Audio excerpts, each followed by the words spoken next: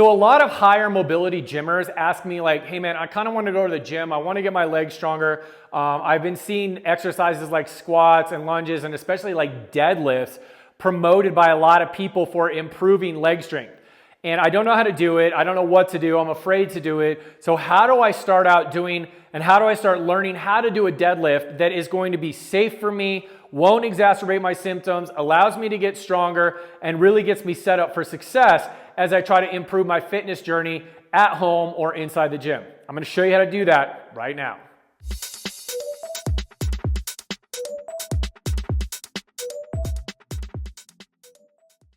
What's up, YouTube MS Gym family? My name is Trevor Wicken, and I am the founder and creator of the MS Gym, the largest platform for movement, mindset, and education for people affected by MS and other neurologic conditions. So we release videos on this channel quite often. So make sure that you watch this video, you like this video, and then you go and subscribe to this channel so you don't miss out on all the awesome content that we're going to be putting out that's going to help you counteract your symptoms and live a life by design and not by diagnosis.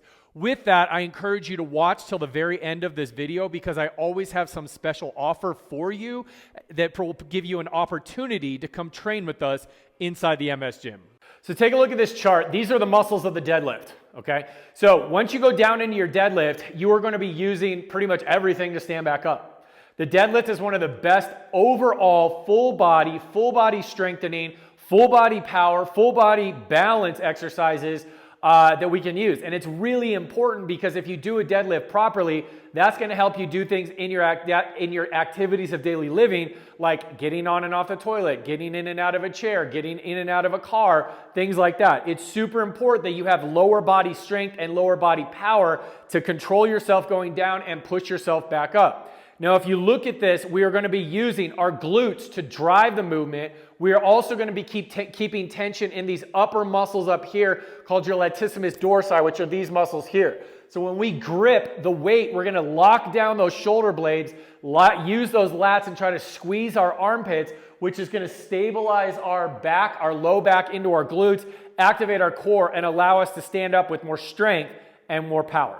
Let's get started. All right, y'all, so this is the setup here, okay? Now, if you are first starting out, I'm always about starting with lower and smaller ranges of motion so that you can learn the activity better, and then as you get better at it, then you can increase your range of motion, okay? Because we don't want to load up ranges of motion that are bad or that are compensatory or that you're using the wrong stuff because then what's the point?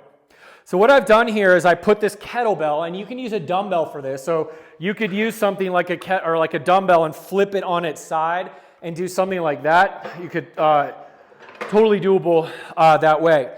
What I had you do here is I'm going to put the kettlebell on top of these risers. So this is 2 inches, 4 inches, 6 inches. So this shortens the range of motion for me, so I can really get into my glutes, into my lats, and load my body properly. Now what I'm going to do here is I'm going to stand to the side or with my feet split, okay? So my feet are on each side of that step. Now I'm going to walk forward until that weight is kind of directly under my pelvic floor. I don't want it in front of me because then that could round my back. I'm actually going to come down and I'm going to reach behind me. So here's my hands. Hello. I'm reaching, my arms are going back behind me, and that's where I'm going to load that kettlebell, okay? So once I come down and I load that kettlebell, I'm going to get down into position. I'm going to sit down into my hips. I'm going to grip the kettlebell, and then right here is key. You want to pull that shoulder blade down and almost try to break that kettlebell or break that dumbbell in half. That's going to get those lats locked in. Then I'm going to pull my belly button up. I'm going to tuck my chin as if I have an apple under my chin. Then when I stand up, I'm taking my hips, locking my lats, and I'm pushing those hips straight forward, okay? As I descend back down, I go very slow and I go right back to where I came from, bringing the weight down slightly behind my knees. So I bring the weight back down behind my knees, okay? So you can see the weight is right here, okay? So we're going to go 5 of those. I'm going to show you how to do this and what the tempo is. So locking those lats, apple under my chin, sit back into the middle of my feet, stand up, drive my hips forward, lock, and squeeze the glutes. That's 1. And then back down nice and slow. 1, 2, 3. Go through it again. Lock the lats, abs in, And stand up, drive the hips, squeeze the glutes. And down, 2, 3, reach behind you. Go through it again. Lats locked, abs in, find the middle of your feet, and drive the hips forward. Squeeze the glutes. Down, 2, 3. Lock the lats, abs are in, find your balance, stand up, hips forward. 4, 2, 3. Come back down nice and slow. Pause, go through it again. Lats locked, abs in, find the middle of your feet.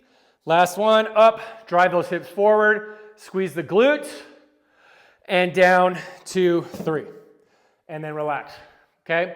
And that's the important piece. So when you actually do a deadlift and you're going back behind you, it keeps you in this nice stable position.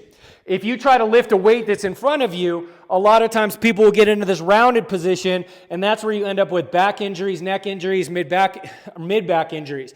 So by shifting our hands back behind us and then pulling those lats together, trying to break that weight or snap it in half, that gets us into a nice stable spinal position to prevent back pain and really boost your leg strength. So go to the gym or at home, play around with some light weights, get a platform or a stack of books that you can put your weight on.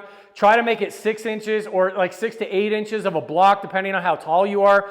Start off with a very slow range of motion and think lats, think blades, think belly, and think butt or butts, guts, or butts, guts, and blades. Get those all locked so that you can stand up, boom, and have a nice solid deadlift. So get strong, gymmers. If you want more exercises just like this one, I encourage you to check out exercisewithms.com. On this page, you'll find a complete library of movement circuits that are going to help you improve your strength, flexibility, mobility, and reduce your fatigue. We've had a lot of gymmers start on this page and start their healing journey, and it has really helped them start to counteract their symptoms so that they can live a better life. So click on the link below, and I hope to see you on the inside.